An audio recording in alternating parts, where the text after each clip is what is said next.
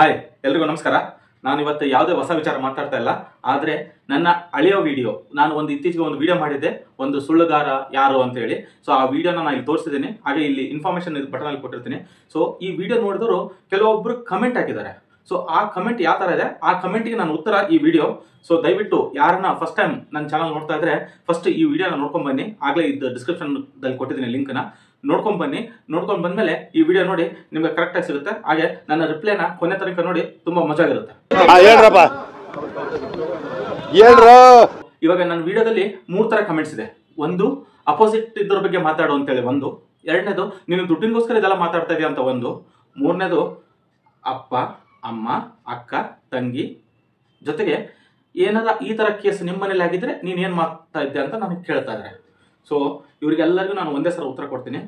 ಈ ಒಂದು ಅದ್ಭುತವಾದ ಕ್ಷಣಕ್ಕೆ ಭಾರತವೇ ಸಾಕ್ಷಿಯಾಗಿದೆ. ಒಂದನೇದು, ಸ್ಪೀಕ್ ಆನ್ ಅಪೋಸಿಟ್ ಸೈಡ್. ನಾನು ಎಲ್ಲರಿಗೂ ಕೈ ಮುಗಿದು ಕೇಳ್ತೀನಿ, ಆ ಘಟನೆ ನಡೆದದ್ದು ಏನು, ಮಾಡಿದವ್ರು ಯಾರು, ನಾನಂತರೂ ನೋಡಿಲ್ಲ, ನನಗಂತರೂ ಗೊತ್ತಿಲ್ಲ, ನಾನು ಇನ್ವೆಸ್ಟಿಗೇಷನ್ ಆಫೀಸರು ಅಲ್ಲ. ಸೊ ಫಸ್ಟ್ನೇದವ್ರಿಗೆ ನಾನು ತಲೆ ಕೆಡ್ಸೋಣ ಅವಶ್ಯಕತೆನೇ ಬರಲ್ಲ. ಎರಡನೇದು, ಸ್ಪೀಕಿಂಗ್ ಅಬೌಟ್ ಮನಿ. ಅಲ್ಲ ಗುರು, ನೀವು ಯಾರ ಹತ್ರ ಮಾತಾಡ್ತಾ ಇದ್ದೀರಾ, ಯಾರು ಏನು ಅಂತ ತಿಳ್ಕೊಂಡು ಮಾತಾಡಬೇಕು. ನಾನು ಏನಕ್ಕೆ ದುಡ್ಡಿನ ಸಲುವಾಗಿ ಮಾತಾಡಲಿ, ನನಗೆ ದುಡ್ಡಿನ ಸಲುವಾಗಿ ಮಾತಾಡೋ ಅವಶ್ಯಕತೆನೇ ಇಲ್ಲ. ಒಂದನೇದು. ಎರಡನೇದು, ನಾನು ಹುಡ್ತಾನೆ ಎಷ್ಟು ಕಷ್ಟಪಟ್ಟು ಇಲ್ಲಿಗೆ ಬಂದಿದ್ದೀವಿ ಅನ್ನೋದು ನನಗೆ ಗೊತ್ತಿದೆ. ಹೋಟ್ಲಲ್ಲಿ ಕೆಲಸ ಮಾಡಿ ಸಿದ್ಧಗಂಗಾ ಮಠದಲ್ಲಿ ಓದಿ ಇವತ್ತಿಗೆ ಒಂದು ಪ್ರೈವೇಟ್ MNC ಕಂಪ್ನಿ ಒಳ್ಳೆ ಕೆಲಸದಲ್ಲಿ ಇದ್ದೀನಿ ಅಂತಂದ್ರೆ ಅದು ನಾನು ಪಟ್ಟಿರೋ ಕಷ್ಟ. ಅದು ಬಿಟ್ಟು ಯಾವುದೋ ದುಡ್ಡಿನ ಸಲುವಾಗಿ ಆಸೆ ಬಿದ್ದು ತಲೆ ಹಿಡ್ಕೊ ಕೆಲಸನೂ ಮಾಡಕ್ ಹೋಗಲ್ಲ. ಇನ್ನೊಂದು, ನನಗೆ ಬರೀ 4,000 ಜನ ಸಬ್ಸ್ಕ್ರೈಬರ್ ಇದ್ರೆ ದುಡ್ಡಿನ ಸಲುವಾಗಿ ಇಷ್ಟೆಲ್ಲ ಮಾತಾಡ್ತಾ ಇದೆಯಾ ಅಂತಿರಲ್ಲ. ಹಂಗಾರೆ 1 ಲಕ್ಷ ಜನ ಇಟ್ಕೊಂಡು ಬೆಟ್ಟಿಂಗ್ ಆಪ್ನಾಗ ಪ್ರಮೋಟ್ ಮಾಡಿದವನು ಸುಳ್ಳುಗಾರ, ಅವ್ನಿಗೆ ಏನ್ ಅನ್ಬೇಕು ನೀವು? ನನ್ ಮೇಲೆ ನಿನ್ಗೆ ಯಾಕೆ ಇಷ್ಟು ದ್ವೇಷ? ನಾನು ಏನ್ ತಪ್ಪು ಮಾಡಿದ್ದೀನಿ? ಸರಿ, ಇಲ್ಲಿಗೆ ದುಡ್ಡಿನ ವಿಚಾರ ನಾನು ಮಾತಾಡಕ್ ಹೋಗಲ್ಲ. ಯಾಕಂದ್ರೆ ನನಗೆ ಕಷ್ಟಪಟ್ಟು ದುಡಿಯೋದು ಗೊತ್ತು, ದುಡಿಯೋದು ಗೊತ್ತು, ಮುಂದೆ ನನಗೆ ದುಡಿಯೋದು ಗೊತ್ತು. ಸೊ ಯಾವ್ದ್ರ ಬಗ್ಗೆನೂ ದುಡ್ಡು ಮಾತಾಡಿ, ಅದ್ರ ದುಡ್ಡಿನ ಬಗ್ಗೆ ನನ್ನ ಹತ್ರ ಮಾತಾಡಕ್ ಹೋಗ್ಬೇಡಿ. ದುಡ್ಡಿನಲ್ಲಿ ನಾನು ಚೆನ್ನಾಗಿದ್ದೀನಿ, ಸಿದ್ಧಗಂಗಾ ಮಠದ ಸ್ವಾಮಿಗಳ ಆಶೀರ್ವಾದ ನನ್ನ ಮೇಲಿದೆ, ನಾನು ಕೊನೆ ತನಕ ಚೆನ್ನಾಗಿರ್ತೀನಿ.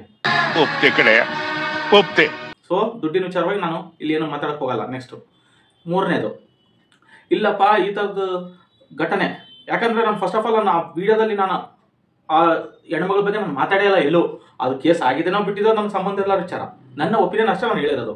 ಇವಾಗ ನೀನು ದುಡ್ಡಿನ ಸಲುವಾಗಿ ಎಲ್ಲ ಮಾತಾಡ್ತೀನಿ, ಇಲ್ಲಾಂದ್ರೆ ಇದೇ ತರದ ವಿಚಾರ ನಿಮ್ಮ ಮನೇಲಿ ಆಗಿತ್ತಂದ್ರೆ ಏನು ಮಾಡ್ತಿದ್ದೆ ಅಂತ ಹೇಳಿ, ಇದಕ್ಕೆ ನಾನು ನಿಮ್ಗೆಲ್ಲ ಉತ್ತರ ಕೊಡ್ತೀನಿ. ನೀವು ಇದೆಲ್ಲ ಹೇಳ್ಬೇಕಾದ್ರೆ ಕೆಳಗಡೆ ಅಮ್ಮನ ಮೇಲೆ ಅಕ್ಕನ ಮೇಲೆ ಎಲ್ಲ ಬೈತಾ ಇದ್ರಲ್ಲ, ಮೀನಾಕ್ಷಿ ಎಂಥ ಒಳ್ಳೆ ಮಕ್ಕಳಿಗೆ ಜನ್ಮ ಕೊಟ್ಟೆ, ಒಂದೊಂದು ಮುತ್ತು ಕಡೆ. ನೀವೇ ಹೆಣ್ಮಕ್ಳಿಗೆ ಇಷ್ಟೆಲ್ಲ ಬೈಯೋರು. ಒಂದು ನಮ್ಮಮ್ಮನೂ ಹೆಣ್ಣು, ನಿಮ್ಮಮ್ಮನೂ ಹೆಣ್ಣು, ಆಮೇಲೆ ಆ ಘಟನೆ ಆಗಿರೋ ತೀರ್ಕೊಂಡವ್ರ ಅಮ್ಮನೂ ಹೆಣ್ಣೆ. ಇವಾಗ ನೀವು ನನಗೆ ಇಷ್ಟು ಬೈಬೇಕಾದ್ರೆ ಇನ್ನೊಂದು ಹೆಣ್ಣಿಗೆ ನೀವೆಂಗೆ ನ್ಯಾಯ ಕೊಡಿಸ್ರಿ? ಇಷ್ಟೆಲ್ಲ ಆದ್ಮೇಲೆ ಕೊನೆಗೆ ನೀವು ಹೇಳ್ತೀರಾ, ನಿಮ್ಮ ಮನೇಲಿ ಘಟನೆ ಆದ್ರೆ ಹೆಂಗ ಅಂತೇಳಿ. ನಿಮ್ಗೊಂದು ಮಾತು ಹೇಳ್ತೀನಿ ಕೇಳಿ. ಇದೇ ತರದ ಘಟನೆ ಏನಾರ ನಮ್ಮ ಮನೇಲಿ ಆಗಿತ್ತಂದ್ರೆ, ನಮ್ಮಮ್ಮ ಇಷ್ಟೊತ್ತಿಗೆ ನಮ್ಮ ಅಂದ್ರೆ ನೀವು ಘಟನೆ ಅಂತ ಹೇಳ್ತಾರಲ್ಲ, ಅದಕ್ಕೆ ನಾನು ಎಕ್ಸಾಂಪಲ್ ತಗೊಂತಿರೋದು. ಇವಾಗ ನನ್ನ ಅಕ್ಕಗ ತಂಗಿಗೆ ಆಗಿದ್ರೆ ನಮ್ಮಮ್ಮ ಇದುವರೆಗೆ ಆದ್ರೆ 2 ಆಪ್ಷನ್ ಇರೋದು. ಒಂದು, ಕೊರ್ಗಿ ಸಾಯ್ತಿದ್ಲು. ಎರಡನೇದು, ಇಂಥವ್ರೆ ಮಾಡಿತ್ತು ಅಂತ ಗೊತ್ತಿದ್ರೆ ತಗೊಂಡೋಗಿ ಮಚ್ಚ ಹಾಕೊಂಡು ಕೊಲ್ತಾ ಇದ್ಲು. ಅಂತವ್ರು ನಮ್ಮಮ್ಮ. ಯಾವ್ದೋ ತರದ್ದು ನನ್ನ ಮಗಳು ಸತ್ಲು ಅಂತೇಳಿ ಯಾವ ಯೂಟ್ಯೂಬರ್ ಬರೋಣ, ಅವ್ರಿಗೊಂದು 4 ಇಂಟರ್ವ್ಯೂ ಕೊಟ್ಟು ರೊಕ್ಕ ತಗೊಂಡು ಇರೋ ಗುಡಿಸ್ಲು ಕೆಡವಾಕಿ 3 ಅಂತಸ್ತು ಮನೆ ಕಟ್ಟಂತ ಅಮ್ಮ ನಮ್ಮಮ್ಮ ಅಲ್ಲ. ಇದು ಒಂದೇದು. ಎರಡನೇದು, ಇನ್ನು ನನ್ನ ಬಗ್ಗೆ ಮಾತಾಡ್ತೀರಾ, ನಮ್ಮ ಅಕ್ಕ ತಂಗಿಗಾಗಿದ್ರೆ ನನಗೆ ಫಸ್ಟ್ ನಾನು ಕೇಸ್ನ ಡೇ 1 ಫಾಲೋ ಅಪ್ ಮಾಡ್ತಾ ಇದ್ದೆ. ಇವಾಗ 2024 ಕೇಸ್ ಆಯ್ತು ಅಂದ್ರೆ 2024 ಒಂದು ಸ್ಟೇಟ್ಮೆಂಟ್, 2025 ಒಂದು ಸ್ಟೇಟ್ಮೆಂಟ್ ಕೊಡೋಂಥ ಬುದ್ಧಿ ನಮಗಿಲ್ಲ. ಏನು ಹೇಳ್ತಿದ್ದೆ 2024 ಏನು ಸ್ಟೇಟ್ಮೆಂಟ್ ಇರ್ತಿತ್ತು ಅದೇ ಸ್ಟೇಟ್ಮೆಂಟ್ ನಾನು ಕ್ಯಾರಿ ಫಾರ್ವರ್ಡ್ ಮಾಡ್ತಾ ಇದ್ದೆ. ಅದನ್ನೇ ನಾನು ಸೇಮ್ ಕೋರ್ಟಲ್ಲಿ ಇಡ್ತಿದ್ದೆ. ಕೋರ್ಟಲ್ಲಿ ಏನು ಜಜ್ಮೆಂಟ್ ಬರ್ತದೆ ಅದನ್ನ ನಾನು ಒಪ್ಕೊಂತಾ ಇದ್ದೆ. ಅದನ್ನ ಬಿಟ್ಟು ಹಂಗಾಯ್ತು ಹಿಂಗಾಯ್ತು, ದೇವ್ರು ಬಂದು ನನ್ನ ಕಿವಾಗ ಹೇಳಿದ, ಅವರೇ ಕೊಲೆಗಾರ ಮಾಡಿದವರು ಅಂತೇಳಿ ಅಂತ ಸುಳ್ಳು ಕಥೆಗಳೆಲ್ಲ ಹೇಳಿ ಎಲ್ಲ ಸತ್ತ ಹೆಣದ ಮೇಲೆ ರೊಕ್ಕ ಆರಿಸುವಂಥ ಜನಗಳು ನಾವಲ್ಲ, ಆಯ್ತಾ?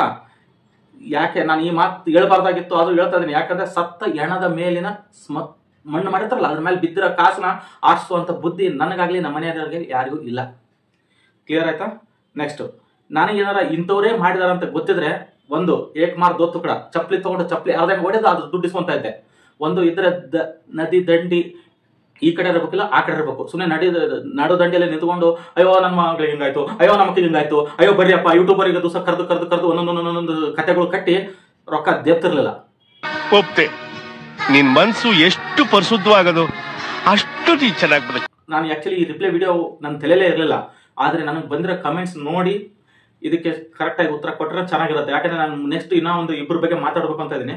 ಸೊ ಅವ್ರ ಬಗ್ಗೆ ಮಾತಾಡ್ಬೇಕಾದ್ರೆ ಇವನು ದುಡ್ಡಿನ ಸಲುವಾಗಿ ಮಾತಾಡಿದಾನೆ, ಅವ್ರ ಸಲುವಾಗಿ ಮಾತಾಡಿದಾನೆ ಅಂತ ತಿರುಬೋಕಿ ಚಟಗಳು ನಮಗಿಲ್ಲ. ನನಗಿರೋದು 4,000 ಜನ ಸಬ್ಸ್ಕ್ರೈಬರ್ಸು. ಆ 4,000 ಜನ ಸಬ್ಸ್ಕ್ರೈಬರ್ಸಿಗೆ ಕರೆಕ್ಟ್ ಏನಿದೆ ಅನ್ನೋದನ್ನ ಮಾತ್ರ ನಾನು ಹೇಳ್ತೀನಿ. ಸೊ ನೆಕ್ಸ್ಟ್ ಟೈಮ್ ಇನ್ನೊಂದ್ಸರಿ ಯಾರನ್ನ ಕಮೆಂಟ್ ಮಾಡಬೇಕು ಅಂದ್ರೆ ನಮ್ಮ ವಿಡಿಯೋ ಬಗ್ಗೆ ದಯವಿಟ್ಟು 4 ಸಲ ಯೋಚನೆ ಮಾಡಿ ಕಮೆಂಟ್ ಮಾಡಿ, ಆಯಿತಾ? ನಿಮ್ಗೆ ಒಳ್ಳೇದಾಗಲಿ. ಮತ್ತೆ ಭೇಟಿಯಾಗೋಣ. ನಮಸ್ಕಾರ.